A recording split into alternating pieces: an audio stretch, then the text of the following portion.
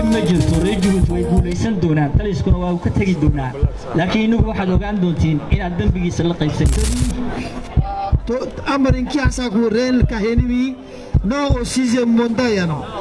Le pouvoir politique. En 48 ans, il n'a eu qu'une transition entre...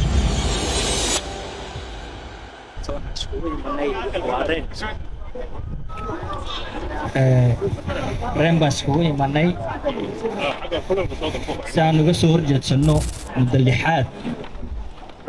مدة اللحاد وربا إسماعيل عمر قيل إنه كسون نقضة ثلاثة دلك رنهاتي ريجبوتي رالي كما إسماعيل عمر قيل بقول كيبا لباتن ayaa taabacsan boqolkiiba 80 way ka soo horjeedaan boqolkiiba 20 ka taabacsan boqolkiiba 10 waa 10 ka ma aragtay wax la boota ee dalka la dhacda ee hantida dalka lunsatay hadduu wasiir yahay hadduu ra'iisul wasaare yahay hadduu xildhibaan yahay hadduu xogeeye yahay hadduu agaasimo yahay boqolkiiba 10 waa inta dalka la boobaysa boqolka 10 kalena waa inta intaasi leefleefka ka helaysa weeyaan boqolkiiba 10 kalena waa inta ma aragtay ay haraadiga iyo leefleefka iyo maanta boonbooninaysa ee le Ismaaciil dalka u baahanta ku haysa weeyaan laakiin boqolkiiba 80 reer Djibouti waa dadka diidan Ismaaciil Cumar Geelle ilaa 1999 صدبي لبعض السنة ودلك حكومة إدرى عليك إسماعيل عمر قيل ما جرتو تاني يكون سجال بقول يسجال عشان كي إسماعيل عمر قيل سلوك صوف ولي والأوجي هي ثلاثة دلك جبوتي إنه حرام كجوجو بالأوجي بينه كصوف ولي حرام يبوب يدع إلهي مكانه كجوجو حرام يبوب يدع إنه كجوجو دلك إدرى بتاعي ما جرتو مركا ما تهير وحا لقاري إن تتكاسي بغولكيبا 20 كاي دلك وحلا بوبتي إن ما أركتاي أي دعدعا كهوس هليسائي بورر كيسي استعمالان بورر صورة واوين ميل بلغو دكيو أي ما وايان بإسماعيل عمر قيلي إيا ما أركتاي أورديسو ميدان لوغو أولولين إيما كريوايان وبورر كيسا الاستعمالايو بورر كوغا بالا استعماليا وميل والبا لغو دجينيا waa adoonnimo meeshii ugu xumayd weeyaan waxaynu taaganahay boorarkii sidii asnaamta loo heesaya la amaanaya maba imanayaan meedaankii ma aragtay ay ku rabeen inay mar lixaad ku soo noqdaan uma baahnaba maanta intaas oo ololaynaysa marka waa adoonnimo weeyaan meeshii ugu dambeysay ayaynu taaganahay marka dadkaasi ayaa la hadlaya boqolkiiba 20 ah إن عمر وصعني تونا وتجي دونا إن عمر كرسي كواري مايو وتكيبا جرا لكن واحد وقاتان نيوال بعيد إن عمر وما ركتاي الصوت تاجري إن أو لقيت بدونه دم بيجي قدرت أوريج وتكجلي كي يكون سجال بقول يا سجال عشان كي إن عمر صار راعي حاراتك صار راعي لما تلتشوا جاي إن إلى وقت جاسي دم بيجي عمر وكجلي ريج وتيو قدرت كجلي hantidooda oo boobay codkooga oo boobay inuu dambigiisa la qaybtami doono kii 2005 soo raacay inuu la qaybtami doono 2005 wixii ka soo dambeeyay kii 2011 soo raacay kii 2016 soo raacay kii 2021 muddaxileedkii shanaad soo raacay ilaa kii imika ugu dambeeyay 26 ka raacayay دم جرتوا رجعوا ويقوليسن دونا تلي سكون وكتجي دونا لكن إنه واحد وقعد دونتين إن الدم بيجي سلق يبسنيسي دم بيجي سا يقدرت وكجلي رجعوا تي دقرت وكجلي عدك وجا حذي إرادة دودا وحذي دونيستو دولي هاي تدعربين وين الربان تضوي لو عتصنا إن عمر دم بيجي سلق يبسني دونتان قيامها تا وجاده بقول كيف سديتها كصاحب داي داورة سمات تلسك إن عب وحلنا يهر وحن قرنا عطوني معه in maanta boodharkiisiina la hor wadwado oo loo ololeeyo meedaankiiba ay iman waayaan waa dullinimo xalkii ugu dambaysa weeyaan ina cumar inaynu iska kicinno waajibkeena ayna saaran waa waajib weeyaan inuu kolba meel inoo weecinin inuu kolba meel inoo maaragtaaye jihaynin marka uu wax doonaayo hadda doorashuu maaragtaaye u xaytay mar lixaad inuu soo noqday isagoo 80 jira markaasaa maskaxdeenni iyo caqligeenni oo dhan waxaa la wada geeyey inaan maaragtaaye nala cullaysiiyo reer somalilan iyo maaragtaaye reero la isku diro marka waxaan leenahay reer somalilan maanta waxay garteen cadowgoogii inuu yahay ismaaciil cumar geelle sidii madaxweyne cabdixamed cabdulaahi farmaajo 2017 markuu soo fulay talada Soomaaliya uu u tusay ummadda Soomaaliyeed haybadii iyo sharaftii Soomaaliya markuu soo celiyay in uu cadowga ummadda Soomaaliya uu yahay ismaaciil cumar geelle ismaaciil cumar geelle way ka ladilaadahay Soomaaliya inay hesho dawlad sharaf leh dawlad haybad leh dawlad qarannimadeedii la soo celiyay uu tusay ummadda Soomaaliyeed inay cadowgeegu tahay ismaaciil cumar geelle una ismaaciil cumar geelle marnaba ka shaqaynin dadka reer Soomaaliya iyo dadka reer Somaliland inay isku soo dhawaadaan si daacad u wada hadlaan ama si daacad ay isku raacaan ama ay ku kala tagaan waligii ka muu shaqayn danihiisana ma ahayn 34 sano ay Somaliland go'doon siyaasadeed ay ku jirto Soomaaliyana jahwareerka siyaasadeed ay ku jirto waxa ugu wacan ay dadkiisa ahayd waa ismaaciil cumar geelle marka waqti way fahamtay Soomaaliya in cadow uu yahay ismaaciil cumar geelle ay ka joogsan laadahay maanta waxaa tusay cabdiraxmaan maxamed cabdilaahi curo Somaliland in cadowgeegu uu yahay ismaaciil cumar geelle marka goorma ayay isla fahmi doonaan baan is odhanaa Soomaaliya iyo Somaliland goorma isla fahmi doonaan in cadowgoogu uu yahay ismaaciil cumar geelle waa goorta ay u yimaadaan dad u shaqaynaya oo ka shaqaysanay sidii farmaajo u shaqaynayay dalkiisa uu u tusay in maxamed maaragtaa ismaaciil cumar geelle cadow ku yahay qarannimada Soomaaliya ayuu cabdiraxmaan cabdilaahi curo oo maanta u shaqaynaya reer Somaliland oo adduunka baraya oo u raadinaya maaragtaaye inay la macaamilaan adduunka uu u tusay in ismaaciil cumar geelle uu ka soo horjeedo qarannimadooda iyo haybada 3 malyan oo qof in iraadadooda laga soo horjeesto uu u tusay ayaa waxaa la rabaa in maaragtaaye ay u fahmaan maanta reer Soomaaliyana in ismaaciil cumar geelle cadowgoogii uu shalay farmaajo tusay uu yahay reer Jabuuti oo yihiin cadowgooga inay la gartaan reer Jabuuti cadowga geesku ka ladi laayahay uu geesku ka socon laayahay ee Soomaaliya iyo Somaliland ay isla fahmi laayihiin midna uu ku jiro go'doon siyaasadeed ka kalena uu ku jiro maaragtay jahawareer siyaasadeed marna ay isku haystaan hogaamiye kooxeed marna ay isku haystaan maaragtay maxaakiim marna ay isku haystaan al-shabaab marna ay haystaan dawladda dhexe iyo maaragtay federaalku ay haystaan maaragtay iyo maamul goboleedyadu jahawareerka ilaa maanta ay jahawareerka ay ku jirto la isku haysto Soomaaliya in cadowgu yahay uu la dagaalamayo ismaaciil cumar geelle inay haybadii iyo sharaftii Soomaaliya ay soo noqoto Somalilandna inay go'doonkaasi ku jirto inka ka shaqaynaya inuu ismaaciil cumar geelle yahay in la isla fahmo waa muhiim weeyaan in isla fahmaan waqooyi iyo koonfur reer Jabuuti in cadowgooga iyo geeska Afrikaba cadowgoogu yahay ismaaciil cumar geelle in la isla qaato taasaa muhiim weeyaan marka waxa weeyaan reer Jabuutina waxaan leenahay ma aragtaayo war meesha ha ka kacno haddii ina cumar nagu soo noqdo mar lixaad haddii tole way inoo dhammaatay haddii mucaarad dambe hadli doona la arki maayaan u maleeya haddii ina cumar nagu soo noqdo marka han ka kacno danaheena han garanno han badbaadina dalkeenna han badbaadina ma aragtaaye gobolka dhan han badbaadino Somaliland baa badbaaday nooga baahan Soomaaliya badbaaday nooga baahan Soomaali meel walba ay joogto in ismaaciil cumar geelle laga badbaadiyo u baahan yahay Bonjour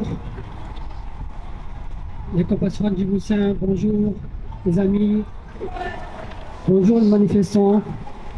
Nous sommes aujourd'hui ici à Rennes,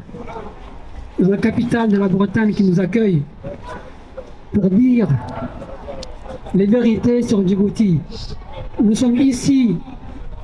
à 7000 km de Djibouti où nous ne pouvons pas nous exprimer. C'est pourquoi nous sommes là pour nous exprimer et nous remercions les amis de Bretagne, les amis bretons qui sont ouverts aux idées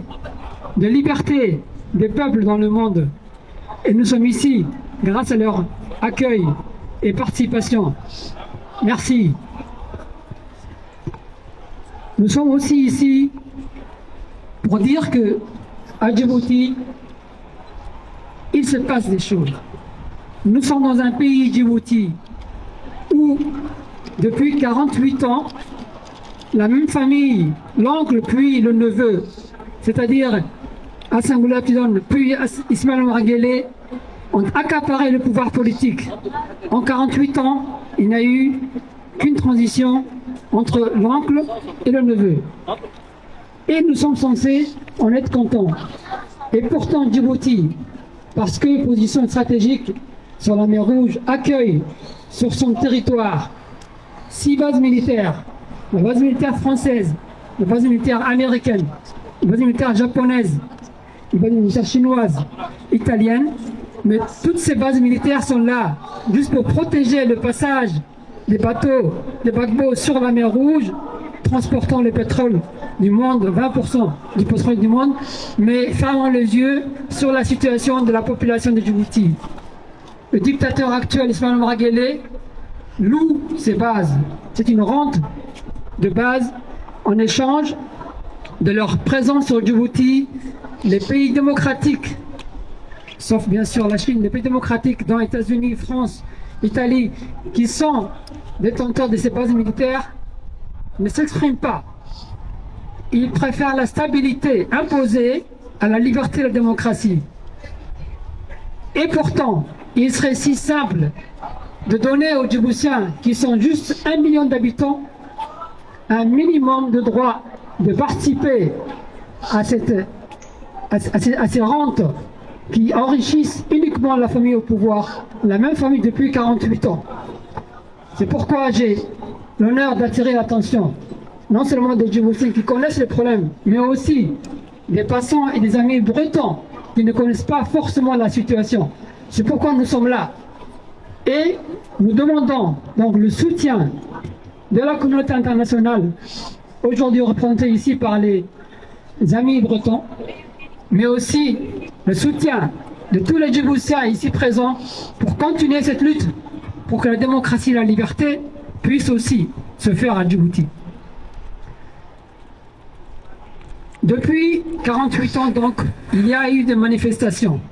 de par le monde. Pas à Djibouti, c'est interdit, mais partout ailleurs, en Europe, mais aussi aux États-Unis, au Canada, il y a eu des manifestations. Et ces manifestations n'ont pas permis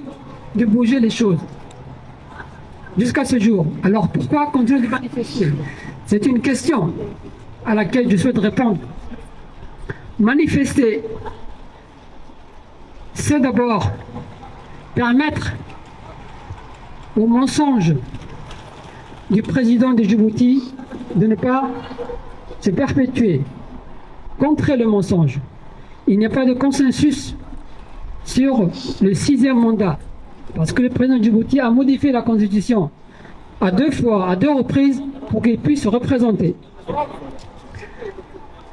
Manifester, c'est aussi faire en sorte que les prisonniers politiques qui sont nombreux à Djibouti ne soient pas isolés, mais qu'on puisse parler de ici dans les manifestants, nous avons des photos des prisonniers politiques. C'est aussi l'occasion de manifester pour montrer ces prisonniers politiques et pour que le silence qui est imposé à leur situation soit brisé. Manifester, le 3e point, c'est aussi une façon de protéger les victimes de la répression. Ils seront toujours réprimés, mais parce que nous en parlons, nous espérons qu'ils soient moins réprimés, puisque le monde entier en sera témoin. Je continue. Manifester, malgré la répression qui change peu, c'est aussi l'occasion pour créer ici un moment historique, une mémoire, pour qu'on n'oublie pas, pour que le monde n'oublie pas ce qui se passe à Djibouti. Manifester, encore une fois, c'est aussi créer une dynamique de rencontre, une dynamique de mobilisation. Et cela aussi est très important pour continuer de dénoncer la situation. Manifester, c'est aussi l'occasion d'appeler l'opinion internationale à prendre conscience de la situation de Djibouti. Comment un pays qui est aussi petit et donc facile normalement à gérer, ce n'est pas un gros pays Djibouti, c'est un petit pays de 23 000 km² pour 1 million d'habitants, on pourrait très bien se mettre tranquillement autour d'une petite table et trouver des solutions rapidement aux problèmes qui se posent. Eh bien, le gouvernement de cet avis et il veut accaparer tous les moyens que Djibouti économiquement rapporte. Manifester, c'est aussi l'occasion de se souvenir que la peur doit changer de camp. Il ne faut pas que la peur gagne les esprits à ce point-là. Manifester donc, ça permet de dire que la peur, à force de continuer la manifestation, la mobilisation, la peur continuera par changer de camp. Manifester, encore une fois, c'est aussi l'occasion de rappeler que tous les régimes dictatoriaux sont tombés à force de manifestations et à force d'actions multiples. Donc manifester ici, à 16 000 km, c'est aussi l'occasion de contribuer à faire tomber ce régime de la dictature. Manifester, enfin, c'est aussi l'occasion de rappeler à tous les Djiboutiens, mais aussi tous les citoyens du monde, amis des Djiboutiens, qui prennent conscience de la situation, leur rappeler qu'ils peuvent faire quelque chose. Ils peuvent prendre le document, le tract, il y a nos informations, il y a nos contacts. Ils peuvent prendre contact avec nous pour que nous ne soyons pas seuls. Djibouti, je le rappelle, c'est un petit pays francophone dans la Corne de l'Afrique qui n'est pas francophone. Et c'est Djibouti aujourd'hui qui est l'un des derniers pays de la francophonie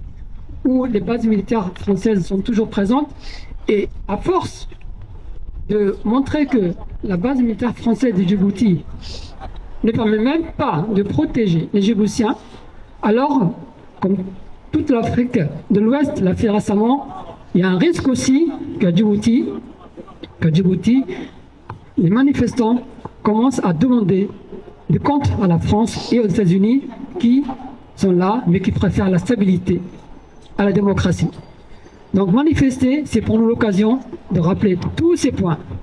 Je vous remercie de votre écoute. Merci beaucoup.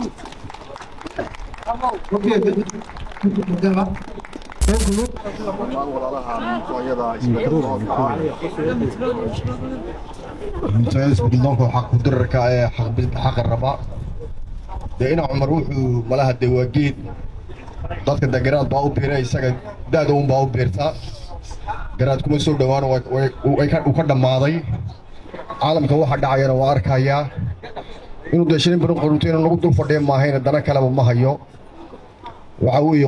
qoriisku dhiibkaabay ku wanaagsanaa dalku inuu horumar gaadho shalay kolkuu ay shaca joogay wuu ammaanayaa abyu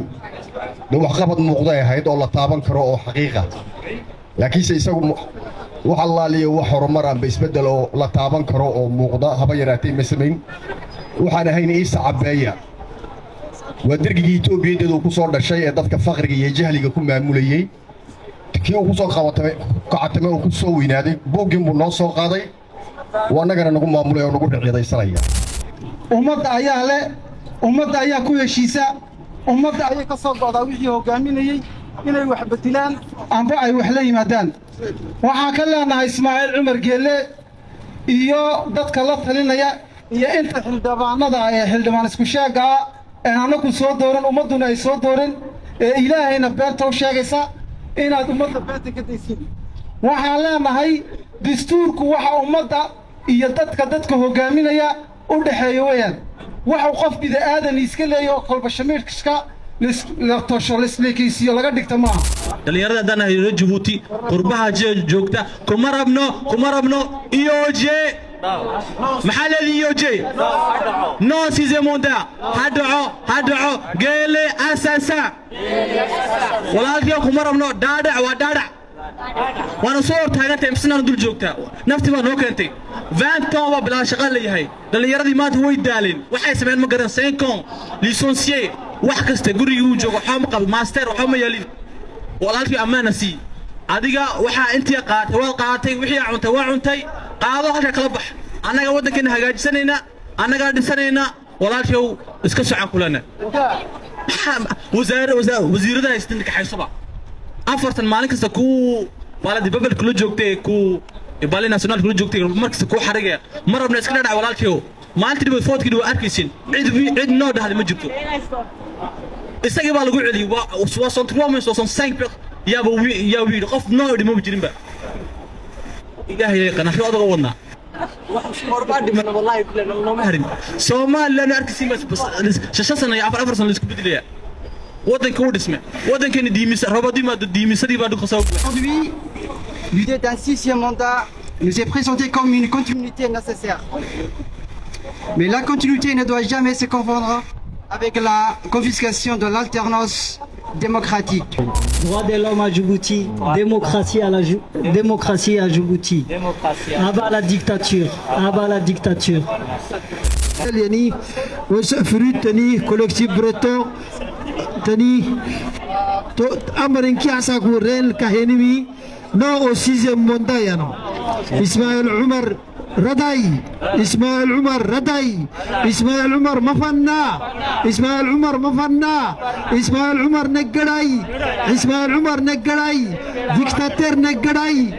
تو أساكو كان متماك جبوسيان كتاب لني إتني أكل كسولين مي تو ويسودرين